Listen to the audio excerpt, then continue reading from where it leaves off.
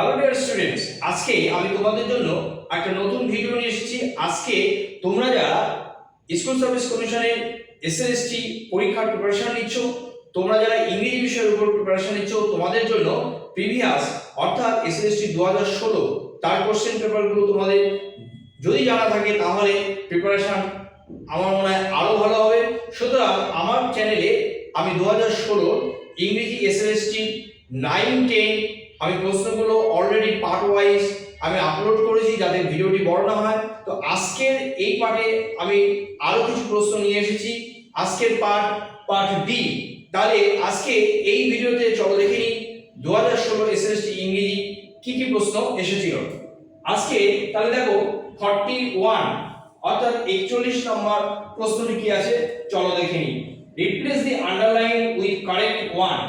তাহলে এখানে আন্ডারলাইন মানে নিচে দাগ দেওয়া আছে, তার জন্য চারটি অপশন আছে, আমাদেরকে সঠিক অপশনটা চুজ করতে হবে। কি লেখা আছে দেখো, just before he heard, option B when he had, option C when he had heard, option D no sooner he had।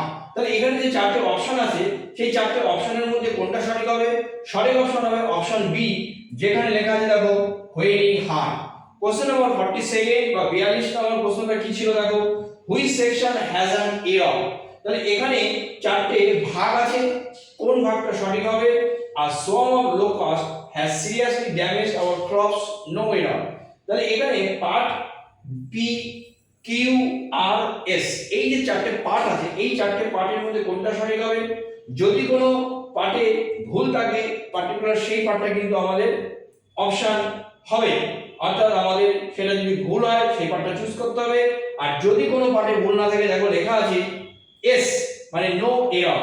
তাহলে এখানে প্রশ্নটি কি আছে দেখে নিই, a swarm of locusts has seriously damaged our crops। তাহলে এখানে পি কিউ আর তিনটে পার্টি কিন্তু সঠিক আছে, সুতরাং সঠিক option S. Next 43 replace with suitable clause. কি আছে দেখো, we need a teacher with 2 years teaching experience. এখানে দেখো লেখা আছে আন্ডারলাইন অংশটা কিন্তু আমাদেরকে এর জন্য আমাদের চারটি অপশন আছে, সঠিক অপশন আমাদেরকে চুজ করতে হবে।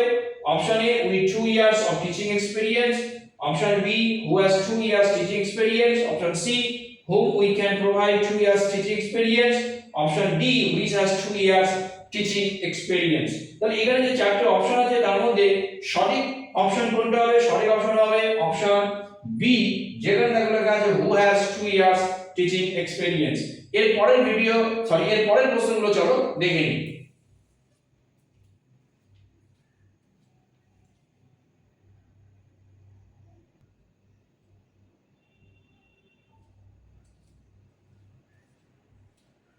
এরপর আমরা দেখে নেব কোশ্চেন নাম্বার 44 বা 44 নম্বর প্রশ্ন কি আছে দেখো, replace with a suitable phrase. তাহলে এখানে আগে দেখে নিই প্রশ্নটা বা বাক্যটা কি আছে, everybody respects an honourable man. চারটি অপশন আছে, option A with many honours, option B above of honouring, option C of honour, আর অপশন ডি কি লেখা আছে হ্যাভিং অনার। তাহলে এখানে অ্যান অনারেবল ম্যান এই অংশটির জন্যই কিন্তু আমরা রিপ্লেস করব। ওকে, তাহলে এখানে যে চারটি অপশন আছে তার মধ্যে সঠিক অপশন হবে কিন্তু অপশন সি, যেখানে লেখা আছে অফ অনার, তাহলে man of honour. Next 45 choose the correct option, I say to my friend please help me in checking the accounts. তাহলে এখানে ন্যারেশন চেঞ্জ বা ডাইরেক্ট থেকে ইনডাইরেক্ট স্পিচে আমাদের ট্রান্সফর্ম করতে হবে। অপশনগুলো দেখে নিই কি আছে, I order my friend to help me in checking the accounts, option B I say to my friend that please help me in checking the accounts, option C I furnished my friend so that he helped me in checking the accounts, আর option D লেখা আছে I requested my friend to help me in checking the accounts। তাহলে এখানে চারটি অপশনের মধ্যে সঠিক option কোনটা হবে? আমরা যদি এই প্লিজ শব্দটা দেখি, কারণ এই প্লিজ শব্দটার মধ্যে কিন্তু আমাদের বুঝতে হবে যে এখানে রিকোয়েস্ট করা হয়েছে, সুতরাং এখানে রিকোয়েস্ট কিন্তু খুব সহজে আইডেন্টিফাই করা যাচ্ছে অপশন কোনটা সঠিক হবে, তার কারণ অপশন ডি তে একমাত্র লেখা আছে দেখো রিকোয়েস্ট, সুতরাং অপশন ডি হবে সঠিক। Next 46 choose the correct verb form, as I was tired I dashed down for a while। চারটে অপশন আছে, option A lay, option B lie, option C laid and option D light. তাহলে সঠিক verb form কোনটা হবে? সঠিক verb form হবে option A, যেখানে লেখা আছে লে। এর পরের প্রশ্নগুলো চলো দেখে নিই।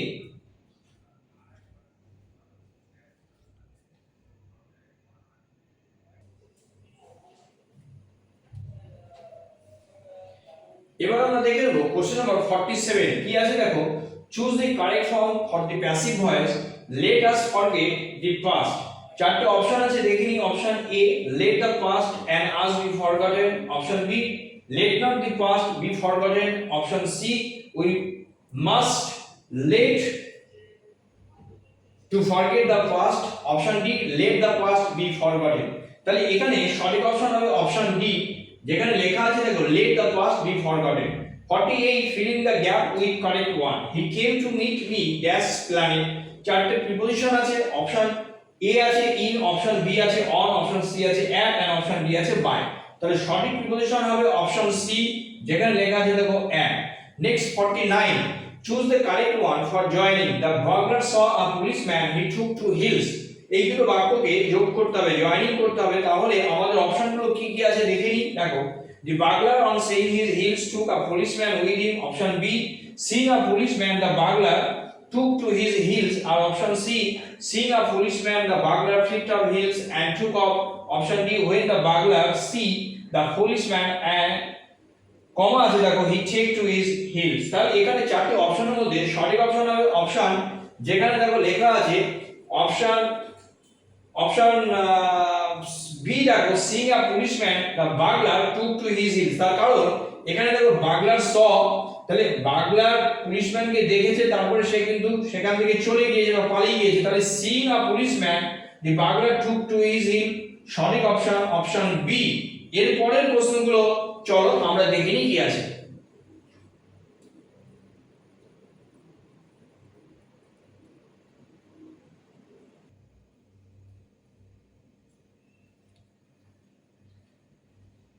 এবার আমরা দেখে নিই কোশ্চেন নাম্বার 50 বা 50 নম্বর প্রশ্নটা কি আছে দেখো। Choose the correct one. কি লেখা আছে? My cup had been broken by you.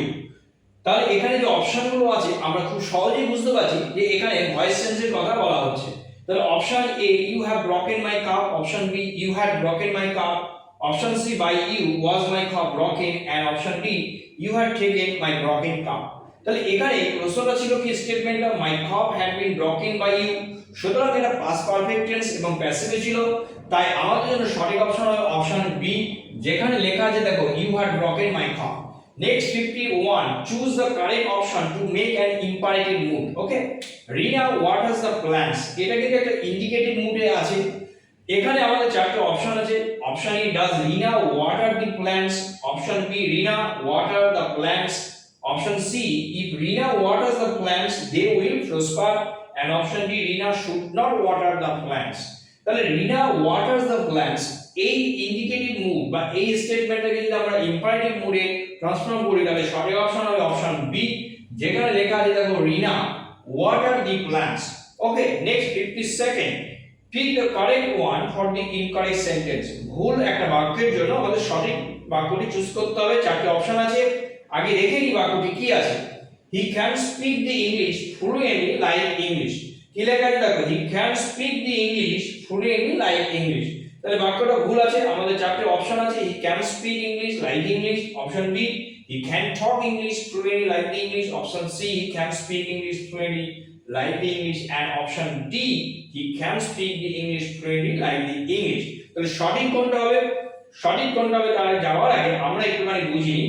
এখানে দেখো লেখা আছে দি ইংলিশ আর এখানে লেখা আছে শুধু ইংলিশ। ওকে, আমরা যদি কোনো ভাষা যদি কেবলমাত্র ভাষার কথা বলা হয় তাহলে কিন্তু তার আগে আর্টিকেল দি দেওয়ার প্রয়োজন নেই, কিন্তু যখন জাতির কথা বোঝানো হবে তখন কিন্তু অবশ্যই আমরা দি ব্যবহার করব।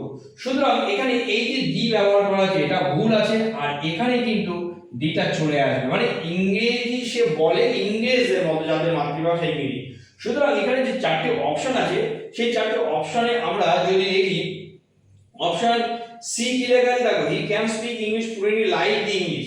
তাহলে এখানে দেখো এখানে ইংলিশের আগে দিটা তুলে দেওয়া হয়েছে আর এখানে কিন্তু দি আনা হয়েছে, তাই সুতরাং আমাদের জন্য অপশন সি হবে সঠিক। এর পরের প্রশ্নগুলো চলো দেখে নিই।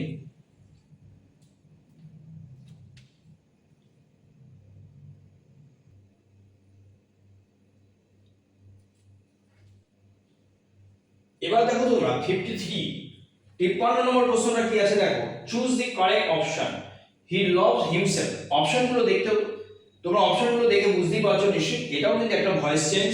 তাহলে আমরা দেখে নিই অপশনগুলো কি আছে। Himself was loved by him. Option B, he is loved by himself. Option C, he has been loved by himself, and option D, he had loved by himself. তাহলে এখানে প্রশ্নটা আছে হি লভস হিমসেলফ, তার মানে এখানে সিম্পল প্রেজেন্ট টেন্স আছে বা present ইনডিফাইন্ড tense আছে। সুতরাং এই বাক্যটির ভয়েস চেঞ্জ করলে তোমাদের জন্য সঠিক অপশন হবে অপশন বি। কেন? তার কারণ দেখো লেখা আছে he is loved by himself. এবার এখানে এই রকম কেন একটু বলি, এই যে আমরা পাচ্ছি হিমসেলফ, এটা কিন্তু একটা রিফ্লেক্সিভ অবজেক্ট।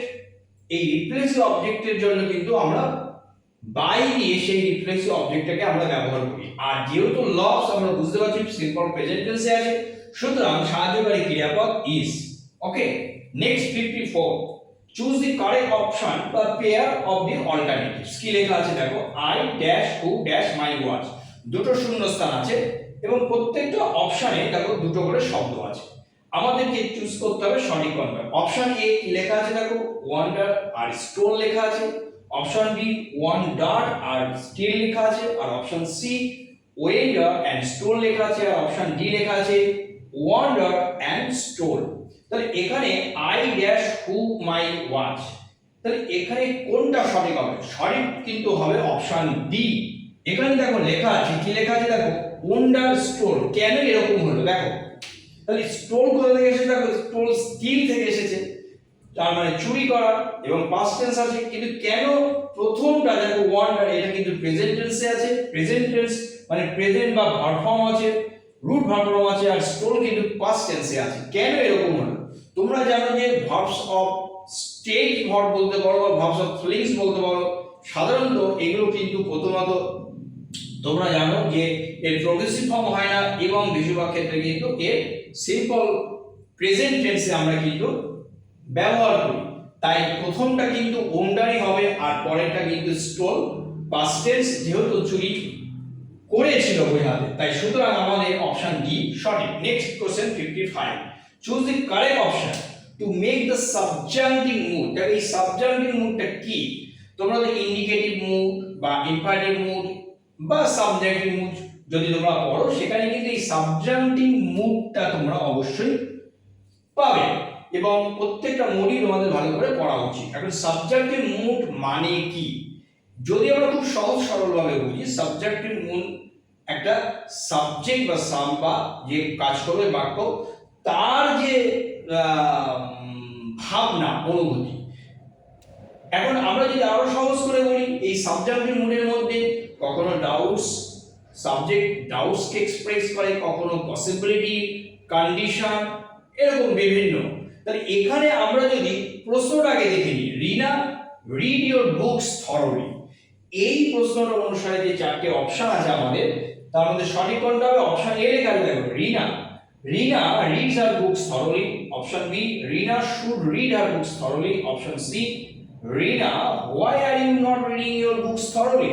আর অপশন ডি লেখা আছে দেখো, if Rina reads her books thoroughly she will score well in the examination. তাহলে এখানে যে চারটি অপশন আছে, সেই চারটি অপশনের মধ্যে সঠিক অপশন হবে অপশন ডি। তার কারণ এখানে দেখো আমরা কন্ডিশন পাচ্ছি, সাবজেক্ট একটা কন্ডিশন বা তার যে মনের যে ভাবনা, যে এই জিনিসটা যদি হয় বা এই জিনিসটার জন্য ওই জিনিসটা হবে, এখানে সেই কন্ডিশনটা আমরা পাচ্ছি। সুতরাং অপশন ডি হলো আমাদের সঠিক। তাহলে এই যে 2016 সালে যে এসএলএসটি পরীক্ষা হয়েছিল, সেখানে কিন্তু মোট 55টা প্রশ্ন ছিল, 55 কোশ্চেন্স। তাহলে আজকে আমি এই 55 কোশ্চেন্স কমপ্লিট করে দিলাম। পার্ট ওয়াইজ আমি আপলোড করেছি, শুরুতেই বলেছিলাম এর আগের পার্টগুলো যদি তোমরা কেউ এখনো না দেখে থাকো, part A, part B and part C অবশ্যই দেখে নেবে, কারণ আজকের পার্ট কিন্তু পার্ট ডি। তাহলে মোট 55টা প্রশ্ন আজকে আমি আলোচনা করলাম, এবং তার তোমরা সলিউশন পেয়ে গেলে তোমরা যারা পরীক্ষায় বসতে চাইছো বা আগামী দিনে এই পরীক্ষার প্রস্তুতি নিচ্ছ, তোমাদের হাতে সময়টা কিন্তু খুবই কম পাবে। সুতরাং সময় নষ্ট না করে এই প্রশ্ন উত্তরগুলো দেখে তোমরা নিজেদের মতো করে তোমরা থরলি স্টাডি করো। আর যদি কেউ ইন্টারেস্টেড হও অনলাইন বা অফলাইন ক্লাসে, তাহলে অবশ্যই কমেন্ট বক্সে রিপ্লাই করে জানিও, আমি উত্তর দেবো কখন কোথায় কিভাবে ব্যাচ শুরু হয়েছে। তাহলে আজ এই পর্যন্ত।